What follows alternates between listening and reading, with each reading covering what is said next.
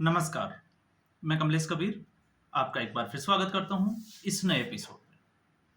आज के इस एपिसोड में हम बात करेंगे पंजाब के किसानों की, या हम कहें किसान आंदोलन की।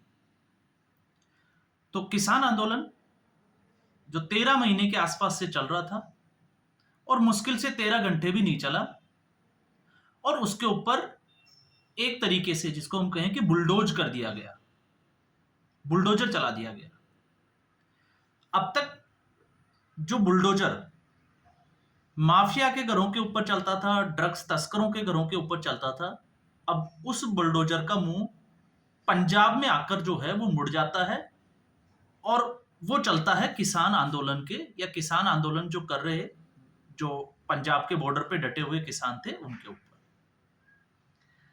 अब इससे पहले हम वीडियो में बात कर चुके हैं कि किस तरीके से ये किसान आंदोलन नहीं थे, ये अपना अपना जो है वो स्वार्थ सिद्ध करने का एक तरीका था। हमने बहुत सारे वीडियो में बात की, लेकिन अब हमें जरूरत आ गई है, आखिरकार हमें उन चेहरों को पहचानना है जो इन किसानों की स्थिति के लिए जिम्मेवार है। अब ऐसा क्यों कह रहे हैं? ऐसा इसलिए कह रहे हैं क्योंकि जब कृषि सुधार कानून आए तो किसी भी परिस्थिति में, किसी भी सूरत में कोई नई चीज जो है वो आती है, तो जब तक हम इंप्लीमेंट नहीं करें तब तक हम ये नहीं कह सकते कि वो गलत है या सही है। लेकिन राजनीतिक स्वार्थों के कारण सीधे तौर पे एक तरीके से देश में इस तरीके का माहौल बना देना कि ये कृषि सुधार कानून नहीं, ये काले कानून है, इंप्लीमेंट नहीं हुआ। लगभग 1 साल तक दिल्ली को बंधक बनाए रखा, और उसके बाद में जिस तरीके से प्रधानमंत्री नरेंद्र मोदी ने, आप सोच के देखिए, जिसको लोग जो है वो तानाशाह कहते थे, हाय मोदी मर जा मोदी तक के नारे लगाते थे, हवन यज्ञ तक करते थे उसकी मौत की कामना करने के लिए, और उस किसान आंदोलन को जिंदा रखने के लिए राजनीतिक पार्टियां उसको दाना पानी अवेलेबल कराती थी। और उस आंदोलन को आप देखोगे, जब हम 2020 के उस आंदोलन की बात करते हैं, तो एक पॉइंट ऐसा आया था जिसमें वो आंदोलन खत्म होने वाला था और लगभग जो है वो समाप्ति की ओर चला गया था। उत्तर प्रदेश सरकार ने इस तरीके का एक्शन तक ले चुकी थी। आपको याद होगा जिस दिन राकेश टिकैत कैमरे के सामने आकर रोने लग गए थे और किसानों से जो है वो मांग की थी, वहां आने के लिए बोला था, और उसके बाद में देश भर से किसान इकट्ठे हो गए थे।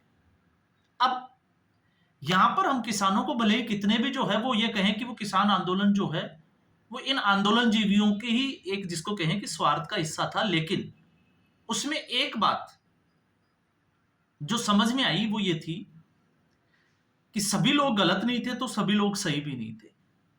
लेकिन यही पंजाब के लोग थे जो राकेश टिकैत के लिए वहां पर धरना स्थल पर पहुंच गए थे और राकेश टिकैत को समर्थन देने का ऐलान कर दिया था। आप सोच के देखिए, अगर तो उस वक्त पंजाब के लोग राकेश टिकैत के साथ खड़े नहीं होते तो क्या राकेश टिकैत उस आंदोलन को जिंदा रख पाते? ये आपको जो है वो अब सोचना पड़ेगा। इसका सोचने का जो है वो समय भी आ गया। अब वो आंदोलन का दौर था, वो गुजर चुका। फिर जब से जैसे ही चुनाव आए, वो आंदोलन किसने खड़ा किया, किस तरीके से किया, उसकी प्लानिंग क्या थी, हम उस पर जो है वो बहुत बार चर्चा कर चुके हैं। लेकिन उस बात में एक बात जरूर जो हमें समझनी चाहिए, वो ये समझनी चाहिए कि भारत सरकार के खिलाफ वो आंदोलन था, तो भारत सरकार की जो इंटेलिजेंस एजेंसियां थी वो भी तो सतर्क होगी। और आप सोच के देखिए, क्या उस आंदोलन में जो चीजें चल रही थी, क्या उसकी जानकारी केंद्र सरकार को नहीं थी? केंद्र सरकार को उसकी पूरी जानकारी थी, लेकिन उसके बावजूद एक्शन नहीं लिया गया। 26 जनवरी को लाल किले की जो घटना थी वो पूरी देश ने नहीं, पूरी दुनिया ने देखी, लेकिन फिर भी जो है वो उसके खिलाफ एक्शन नहीं लिया गया, धैर्य बनाए रखे।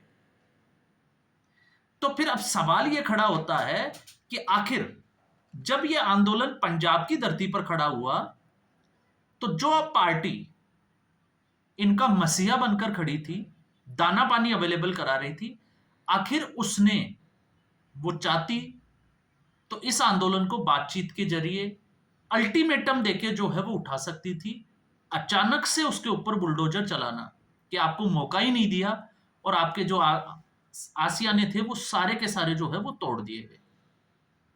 तो अब जब सवाल यह है कि आम आदमी पार्टी ने एक्शन लिया, तो उसके बाद में राकेश टिकैत को आपने सुना होगा। मैं स्पेशली आपको बता देता हूं, न्यूज़ 24 जो एंटी मोदी या हम कहें कि सेंट्रल गवर्नमेंट के खिलाफ चलता है, उसका मालिक कौन है वो आप जब सर्च करोगे तो कई चीजें निकल के आ जाएगी। एक तरीके से जो है वो एजेंडा चलाया जाता है। इसलिए मैं उस चैनल की बात कर रहा हूं, क्योंकि अगर आप दूसरे चैनल की बात करोगे तो शायद हो सकता है कि गोदी मीडिया कहकर जो है वो उस बातचीत को, हमारा जो आकलन है उसको दूसरी दिशा में ले जाने की कोशिश करें। तो राकेश टिकैत से जब आम आदमी पार्टी के लिए मानक गुप्ता ने सवाल किया कि आम आदमी पार्टी ने जो सही किया वो सही था या गलत था, तो आप देखिए राकेश टिकैत का जवाब क्या है, आप सुन के देखना उस पे। उसका जवाब यह था कि इसके पीछे जो है वो भारत सरकार का हाथ है। आखिर केंद्र सरकार 1 साल से इन किसानों को पंजाब के बॉर्डर पर क्यों रोके रखे हुई थी, एक चीज। दूसरी, ये भारत सरकार की साजिश है। और साजिश क्या है? किसानों को बदनाम करना, सिखों को बदनाम करना और आम आदमी पार्टी की सरकार को बदनाम करना। मतलब आम आदमी पार्टी की सरकार ने जो बुलडोजर एक्शन किया वो कुछ गलत नहीं है, सिर्फ और सिर्फ जो है वो एक भारत सरकार की साजिश है, क्योंकि पंजाब की पुलिस भारत सरकार के और नरेंद्र मोदी और अमित शाह के कहने पर काम करती है। यह आपको अब जो है वो समझ में आना रहना चाहिए। इसके आगे अगर हम देखें तो उसका कहना है कि किसान आंदोलन को केंद्र सरकार लंबा खींचना चाहती है। एक ये बड़े अजीब से जो है वो तर्क है।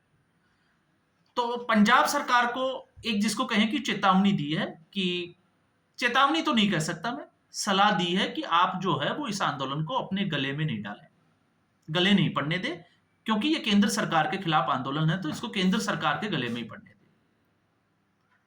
अब इसमें आप समझ के देखिए, 2022 में जब पंजाब में विधानसभा का चुनाव था, तब यही भगवंत मान और अरविंद केजरीवाल कहते थे कि 5 मिनट में जो है वो एमएसपी की घोषणा कर दी जाएगी और हमें किसानों का समर्थन चाहिए सरकार बनाने के लिए। तो किसानों ने समर्थन दिया। अब बात आ जाती है कि यह आंदोलन किसानों को बदनाम करने के लिए था। तो किसानों को बदनाम किसने किया? आप सोच के देखिए, जो व्यक्ति किसानों का ठेकेदार बनकर घूमता था, मसीहा बनकर घूमता था, अपने बाप के, जिसको हम कहें कि महेंद्र टिकैत की जो विरासत थी उसका फायदा उठा रहा था, वो व्यक्ति पश्चिमी बंगाल तक पहुंच जाता है। आपको याद होगा, चुनाव थे, पश्चिमी बंगाल तक पहुंच गया था ये व्यक्ति। इसको लगा था कि ये भारतीय राजनीति की भारतीय राजनीति में जिस तरीके से इसने आंदोलन किया है उससे ये राजनीति की दिशा जो है वो बदल के रख देगा। तो आप पश्चिमी उत्तर प्रदेश से अगर आप पश्चिमी बंगाल की डिस्टेंस देखोगे तो आप ये सोच के बताएं कि पंजाब नजदीक है या पश्चिमी बंगाल। तो जो व्यक्ति पश्चिमी बंगाल पहुंच सकता है, आखिर वो पंजाब क्यों नहीं पहुंचा? मुश्किल से 5 घंटे 6 घंटे का रास्ता होगा, 8 घंटे का रास्ता होगा, अपनी गाड़ी लेता और यहां तक क्यों नहीं पहुंचा? एक ये जो है वो सबसे बड़ा सवाल है। दूसरा, ये कहता है कि सिखों को जो है वो बदनाम किया जा रहा है। तो इसका तथ्य क्या है कि सिखों को जो है वो बदनाम किस तरीके से किया जा रहा है, ये भी तो बताना चाहिए ना।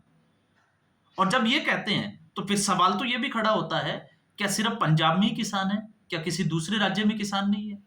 जिस पश्चिमी उत्तर प्रदेश में राकेश टिकैत रहता है वहां पे तो आंदोलन नहीं चल रहा। और अगर राकेश टिकैत इतना है तो वहां आंदोलन चलाकर दिखाएं।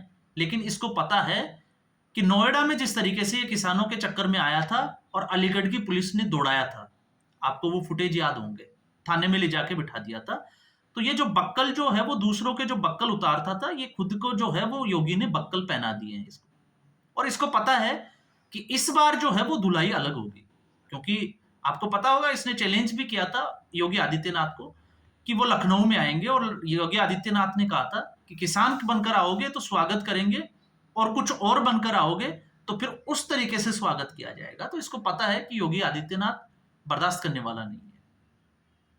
तो यहां पर ये सिर्फ और सिर्फ जो है वो इस मुद्दे को सीधे तौर से अगर हम कहें तो राकेश टिकैत की चाल ये है कि इसको किस तरीके से सिखों की मूल भावनाओं पे सिख और हिंदू इनको आपस में लड़ाया जाए, ये इसकी थोड़ी सी जो है वो बू आ रही है।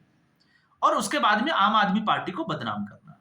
तो आम आदमी पार्टी तो बदनाम 2020 के बाद में इतनी हो चुकी, दिल्ली के विधानसभा चुनाव देख लीजिए। लेकिन इस व्यक्ति के गले के नीचे ये बात भी नहीं उतरी कि दिल्ली के विधानसभा चुनाव आम आदमी पार्टी कैसे हार सकती है। और आम आदमी पार्टी को ये इतना बचाव क्यों कर रहा है? क्योंकि आम आदमी पार्टी की वजह से ही ये बचा था, वरना उसी वक्त बॉर्डर से जो है वो उठाकर फेंक दिया जाता। तो ये तो साफ तौर से समझ में आता है कि जिस पार्टी ने इसको दाना पानी डाला, अब वो उसी के गले की मुसीबत बन गई। अब ऐसी स्थिति में सवाल यही होता है कि आखिर इन किसानों का गुनहगार कौन है? तो इन किसानों का गुनहगार नंबर 1 है राकेश टिकैत, दूसरा है योगेंद्र यादव, तीसरा है सत्यपाल मलिक, और फिर उसके बाद में कहीं जाकर नाम आता है गुरनाम सिंह चडोनी। हम उनकी भी बात करेंगे अलग से एक वीडियो में। तो ये तो है राकेश टिकैत की भूमिका। अब राकेश टिकैत इस वक्त एक्टिव क्यों नहीं है, अब आपको यह भी समझना पड़ेगा। तो इतने बड़े आंदोलन को जिंदा रखने के लिए फंड की जरूरत है। तो फंडिंग कहां से हो रही थी 2020 के आंदोलन की? और फिर उसके बाद ऐसा क्या बदला कि राकेश टिकैत जैसे लोग जो है वो अब इस आंदोलन के आसपास भी नजर नहीं आते, कम से कम डल्लेवाल से मिलने ही आ जाता। और जो व्यक्ति ये कहता है कि केंद्र सरकार के ऊपर आरोप लगाता है, तो शिवराज सिंह चौहान इससे पहले भी डल्लेवाल से मिलकर गए, बातचीत की किसानों से, और इस बार फिर जो है वो एक दिन पहले, जिस दिन डल्लेवाल को और श्रवण सिंह पंडेर को डिटेन किया गया था, शिवराज सिंह चौहान के साथ मीटिंग थी और उसने कहा था कि अब अगली मीटिंग जो है वो 4 मई को। और किसानों ने भी ये नहीं कहा कि केंद्र सरकार ने जो है वो कड़े रुख से बात की। हालांकि भगवंत मान ने जिस तरीके से कोसा किसानों को और फर्स्टेड होके चले गए मीटिंग में, तो ऐसा तो केंद्र सरकार की तरफ से तो कोई जो है वो इरादा दिखाई नहीं दे रहा था। तो फिर आम आदमी पार्टी की मजबूरी क्या थी? तो आम आदमी पार्टी की अब मजबूरी क्या है, अगर हम उसको संक्षेप में देखें, तो इससे पहले भी हमने वीडियो में बात की थी, क्योंकि आम आदमी पार्टी दिल्ली खो चुकी है। अरविंद केजरीवाल के ऊपर जो है वो दर्जनों केस चल रहे हैं, लड़ने के लिए मोटा पैसा चाहिए। तो इंडिविजुअल निजी स्तर पर अरविंद केजरीवाल क्योंकि किसी संवैधानिक पद पे नहीं है, तो वो अगर केस लड़ना है तो खुद का पैसा चाहिए, फंड चाहिए। अब समस्या क्या है कि आम आदमी पार्टी के इन धरना प्रदर्शनों की वजह से पंजाब की जनता जो है वो निराश है, लुधियाना का व्यापारी वर्ग जो है वो निराश है, और अरविंद केजरीवाल की जो मंशा है, जिस आर्टिकल 105 और 106 की मैं पहले ही बात कर चुका हूं कि अगर हम उसको पढ़ते हैं, जो इम्यूनिटी देता है, प्रोटेक्शन अगेंस्ट अरेस्ट के खिलाफ, कि कोई भी एमपी एमएलए है अगर वो गिरफ्तार होता है, अगर उसको गिरफ्तार किया जाने की सूरत बनती है, तो पार्लियामेंट सेशन के 40 दिन पहले और 40 दिन बाद तक उसको गिरफ्तार नहीं किया जा सकता। तो लगभग जो है वो 3 महीने का बफर जोन मिल जाता है। और अगर 3 पार्लियामेंट सेशन, तो 90 दिन जो है वो बाहर रहता है। इसके अलावा सरकारी भत्ते मिलते हैं, अलाउंसेस मिलते हैं। तो यही एक वजह है कि संजीव अरोड़ा को, जहां गुरप्रीत गोगी के निधन होने के बाद जो सीट खाली हुई थी लुधियाना पश्चिम, वहां से कैंडिडेट बनाना और खुद राज्यसभा की तैयारी करना, जिससे पंजाब सरकार के सांसद होने के नाते पंजाब का सरकारी पैसे से वो केस अपने लड़ता रहेगा और प्रधानमंत्री नरेंद्र मोदी को पार्लियामेंट में गालियां भी देता रहेगा। ये जो है वो साफ तौर से उसकी मंशा निकल कर आती है। और इस खेल में अब जो है, क्योंकि लुधियाना के व्यापारी वर्ग ने जब ये कह दिया कि उनका व्यापार जो है वो खतरे में आ गया इस आंदोलन की वजह से, तो तब तक, जब तक कि ये रास्ते नहीं खुल जाते, वो आम आदमी पार्टी का समर्थन नहीं करेंगे। तो अब आप सोच के देखिए कि तानाशाह कौन? अरविंद केजरीवाल। बस पंजाब आया है, 2 दिन रुका है और उसमें किसानों के ऊपर बुलडोजर चला दिया। तो अभी आप देखते जाइए राजनीति का खेल किस तरीके का होता है। समय के साथ जो है वो सबको एक्सपोज होना ही होता है। तो अब जब हम बात करते हैं राकेश टिकैत की, तो जब हम फंडिंग और ये सारे एंगल टटोलते हैं, तो आप देखिए जॉर्ज सोरोस नाम की संस्था बंद हो गई, कनाडा में प्रधानमंत्री बदल दिया गया। तो एक नहीं कई कारण है। हरियाणा में जो है वो रास्ता नहीं दिया, दिल्ली में आम आदमी पार्टी की सरकार नहीं रही, तो राकेश टिकैत को पता है कि इस आंदोलन से अब उसको कुछ मिलने वाला नहीं है, ना इन सरकार कुछ पूछने वाली है, ना सरकार इससे बात करेगी। पिछली बार तो बात तो की थी, इस बार बात भी नहीं करेगी, और ये बड़ा बेइज्जत होकर जो है वो कब तक बैठा रहेगा। तो अब फिर जब हम बात करते हैं, तो जिस तरीके से आम आदमी पार्टी की सरकार पंजाब में किसानों को पकड़ पकड़ कर एमएसपी दे रही है, आपने देखा होगा जिस तरीके से एमएसपी जो है वो लट भर भर के दे रही है, तो मुझे लगता है अब राकेश टिकैत को भी एमएसपी देने का समय आ गया है, और सरकार को जो है वो इस तरफ गौर करना चाहिए कि आपने जिसने आंदोलन को खड़ा किया, आप उसको तो एमएसपी दे नहीं रहे, और बेचारे उन लोगों को एमएसपी जबरदस्ती दे रहे हो जिनका कोई हाथ नहीं है, वो भोले से इंसान लोग जिनको आप बिठाए रखते हो। आप जो है वो बड़े बड़े प्रलोभन देते हो, किस तरीके के देते हो वो हम उसमें बिल्कुल नहीं जाने वाले। तो आप देखिए कि किसानों का जो एक आंदोलन था, उसमें किसानों को किस हद तक इन लोगों ने बदनाम करने की साजिश रची, और किस तरीके से किसानों को ब्लैकमेल किया, और किस तरीके से उनका इस्तेमाल किया। और आज जब किसानों की बारी आई, जब वो निर्दोष लोग जब बैठे हैं, उनके ऊपर इस तरीके का एक्शन हो रहा है, तब ये लोग जो है वो मीडिया चैनल पे आते हैं, बाइट देते हैं, और वहां बैठकर चेतावनी दे जाते हैं। चेतावनी देने की जरूरत नहीं है, गाड़ी बैठो और पंजाब आके और वहां डट जाओ कि हम आपके साथ खड़े हैं, हम भी लटकाने के लिए तैयार है। लट तो नहीं बोलूंगा, एमएसपी के लिए तैयार है। तो क्या राकेश टिकैत ऐसी हिम्मत कर पाएगा? बिल्कुल नहीं कर पाएगा। तो इसलिए मैंने कहा है कि इस पूरे आंदोलन का सबसे बड़ा अगर कोई गुनहगार है तो वो राकेश टिकैत है, क्योंकि इसने इस पूरे किसान आंदोलन में किसानों को भूमिका को ही संदिग्ध खड़ा कर दिया। अब बातचीत का कोई रास्ता बचता है, उस बातचीत के रास्ते को भी राकेश टिकैत जैसे लोग जो है जिस तरीके से बयानबाजी करते हैं, इन लोगों ने वो रास्ते भी जो है वो बंद कर दिए सदा के लिए। तो आज के एपिसोड में बस इतना ही। उम्मीद करूंगा आप अपनी राय जो है वो जरूर रखेंगे, और अगर आपको वीडियो पसंद आया, वीडियो को लाइक करें, शेयर करें, चैनल जरूर सब्सक्राइब करें। धन्यवाद।